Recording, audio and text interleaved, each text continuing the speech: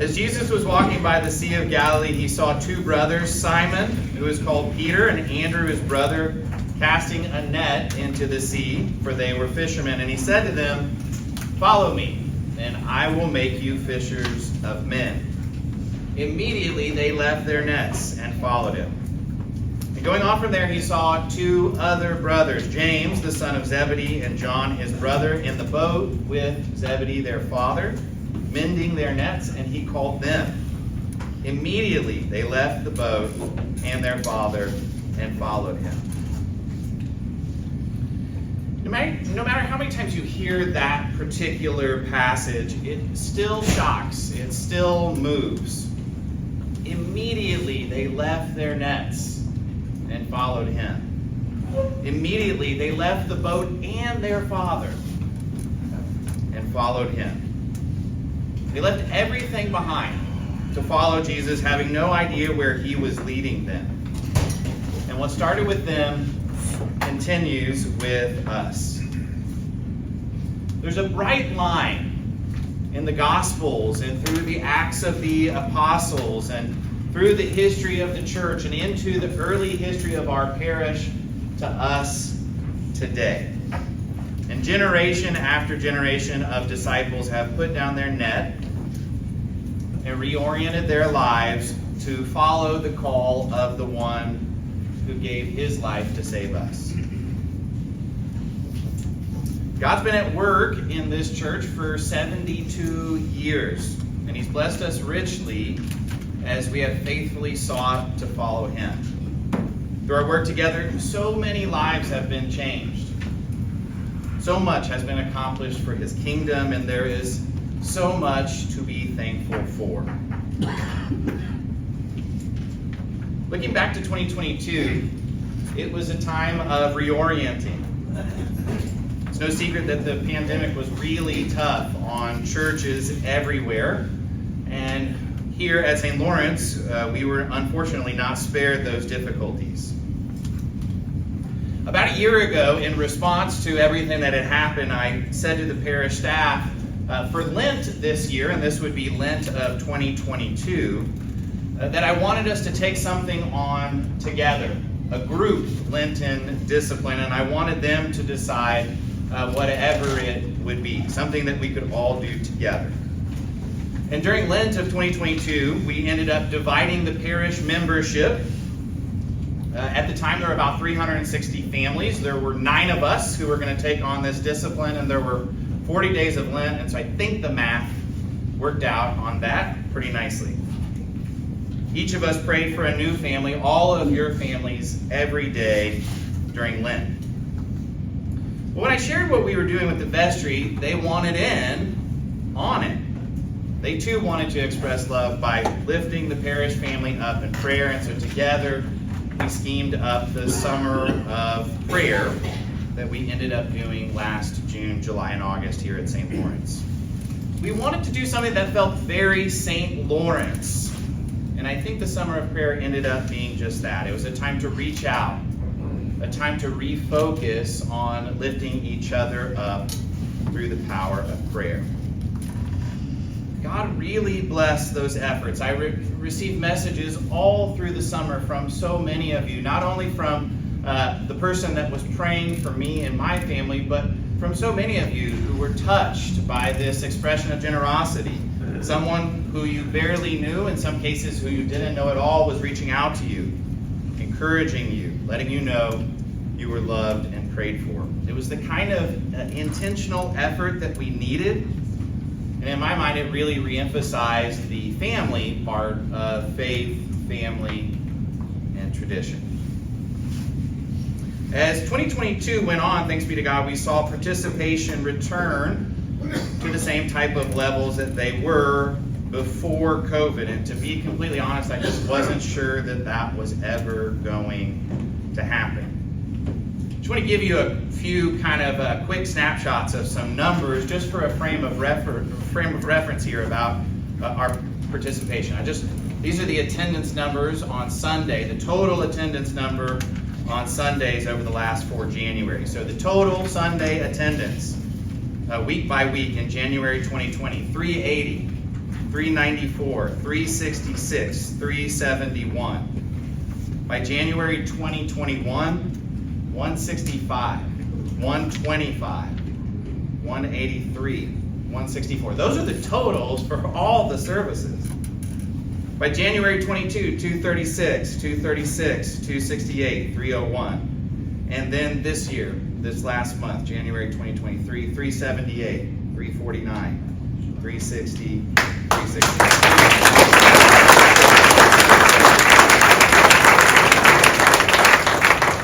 It's good news. I started praying several months ago. It took me, 2 years of a pandemic to figure out that I should pray for this. But we all learn new things.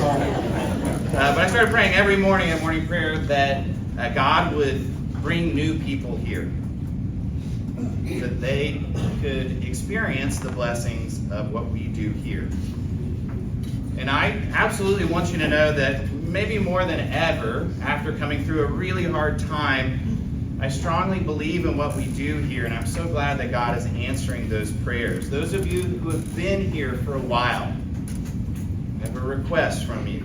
If you see folks you don't know, if there's faces that you can't attach a name to their face, help draw them in to what we do here. Don't ask them to serve you, ask them to serve with you. And that will be the best way alongside of you, that they can put down deep roots here just as you have. Let's keep this good trajectory going by praying for one another, by lifting each other up in the name of the Lord. Now, shifting gears, I want to look ahead to what is coming in 2023, and there are 3 major changes that I want to highlight that are coming our way, that I hope are an evolution rather than a revolution to our life here at St. Lawrence. And I know I just used the word change, which in a church setting is the dirtiest possible word that you can use, especially a church like ours. And I said that there are no less than 3 of them coming.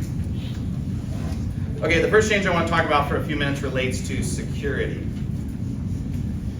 In this last year, in 2022, we had 2 separate incidents that were several months apart where we had to lock down the parish hall on a Sunday morning.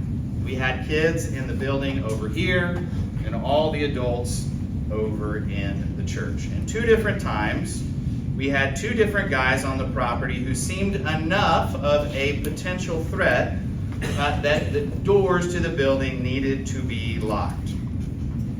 Now, I don't want to scare anybody, to be clear that these guys weren't waving guns or anything like that. It's just that they were agitated enough that alarm bells were going off, people were nervous, and there seemed to be a threat.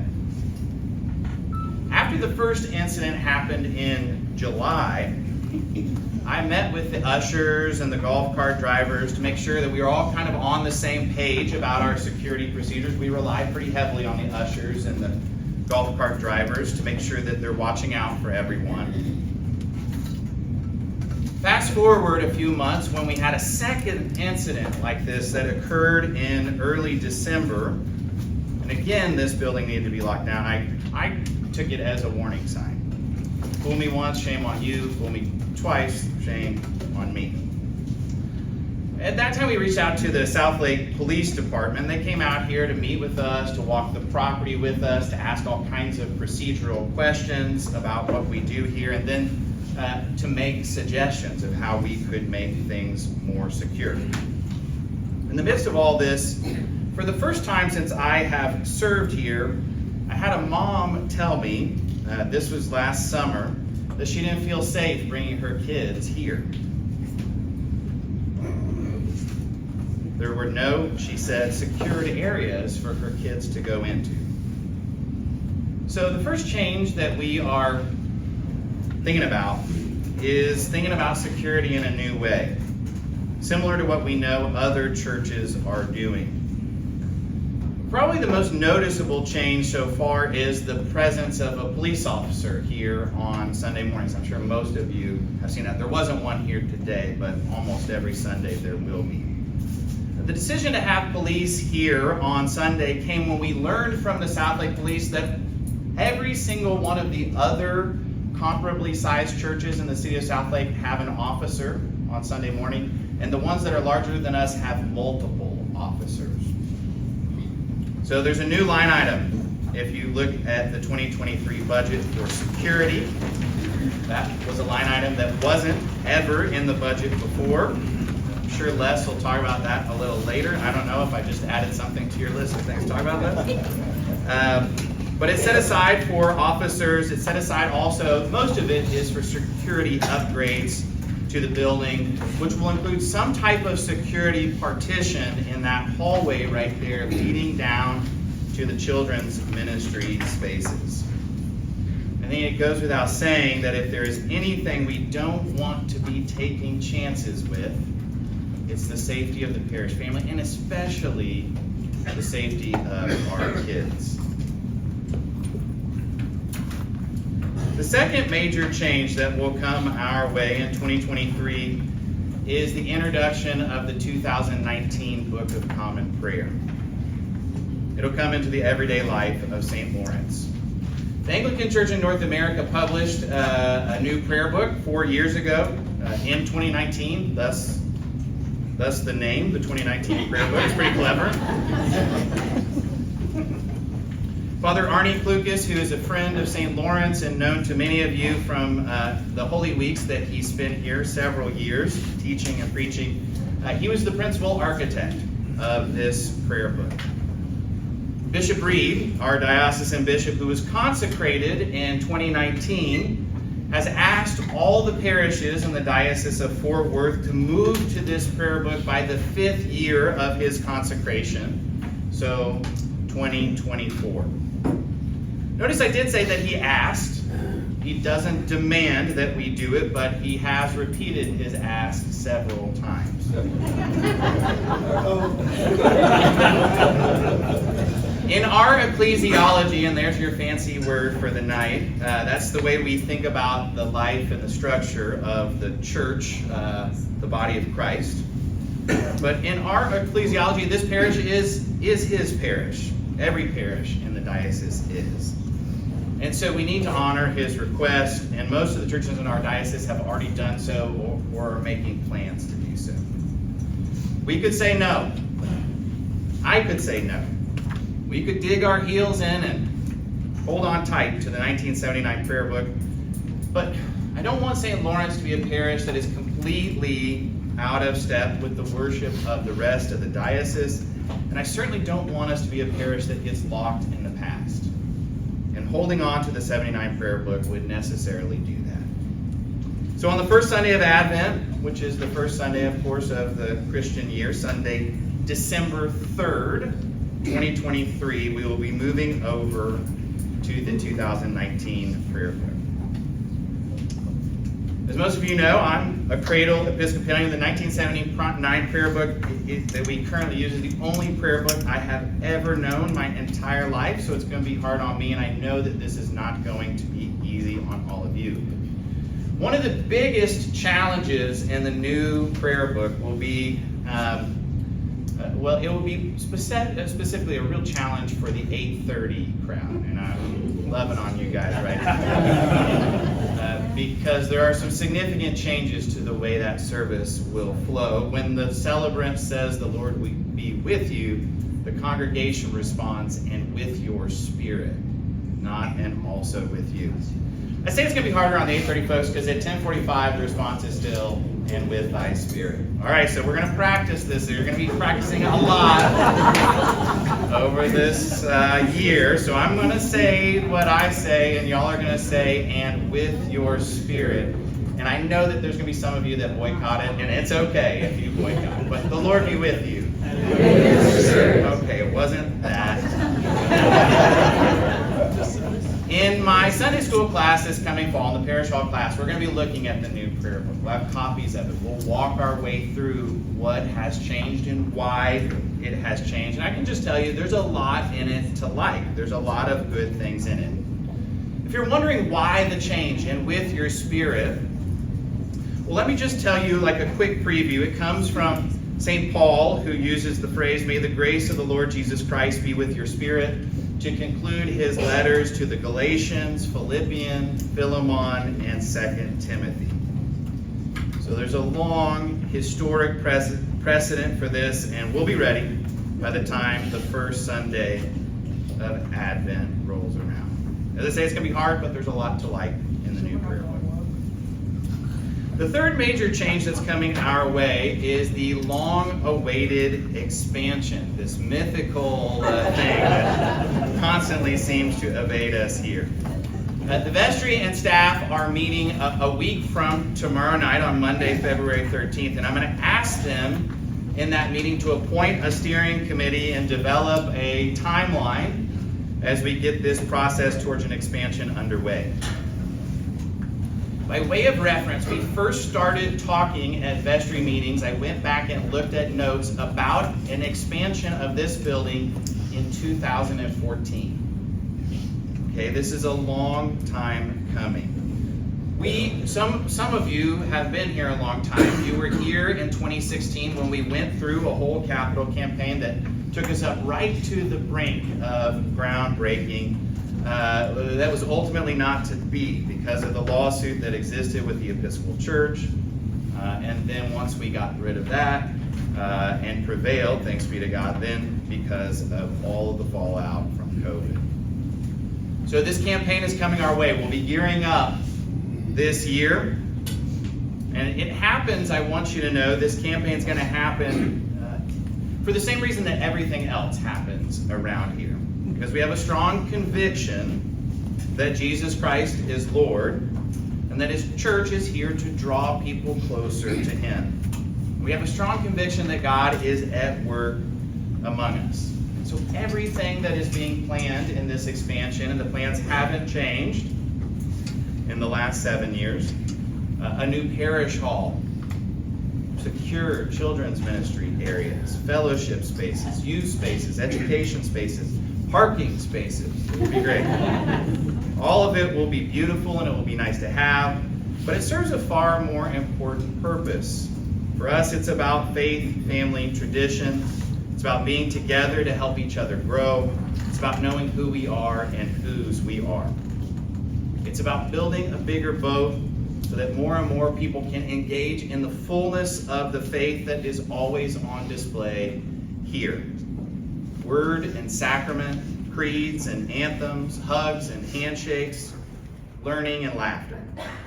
We have this really unique recipe about our life together here, and there really aren't many other Anglican churches like St. Lawrence.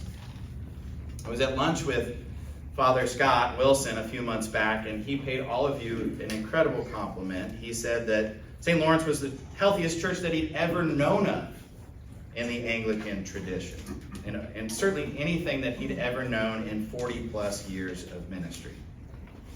So the parish we have here, and the way that you all love the Lord and love each other, it's inspiring and it's rare. We have something really special here, and we don't in any way want to keep it to ourselves. We need to invest in it. We need to invite more and more people here to drink deeply from the well of Anglican tradition that we all get to drink freely from week by week and day by day. We won't be asking for any gifts towards this expansion this year, but we'll spend the year preparing, planning, and communicating so that we're ready to ask for a commitment in early 2024. So expect that. Should we give a nod ever so briefly to Jack Arthur and Father Harris? Absolutely, yes. We stand on the shoulders of many, many wonderful heroes of the faith who've gone before us, for sure. I want to end these remarks tonight by thanking our staff and clergy. They're incredibly dedicated. They love this place. They're here at all hours of the day and increasingly less at night because we don't want them to be for security reasons. Because you can find out if we are. Yes, and now we have cameras and we know when they come at night. And we say, don't do that. But they love this place. They continue to inspire and challenge and certainly stretch me day by day. I want to thank my wife Liz and our kids for being my support.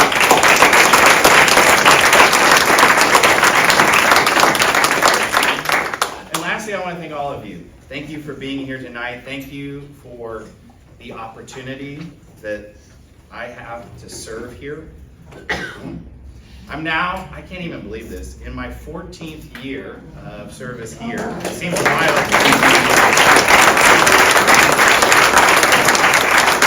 Why you haven't run me off yet, I don't know, but well, maybe that's a new change that's coming into my life. You never know. But I count it a great privilege to serve the Lord with you here. Those first disciples, they dropped their nets. They followed the Lord and they had no idea where He was going to take them. And my hope for St. Lawrence is that we would always be ready to do the same, always ready as they were to go with Jesus, follow wherever He leads. Thank you so much.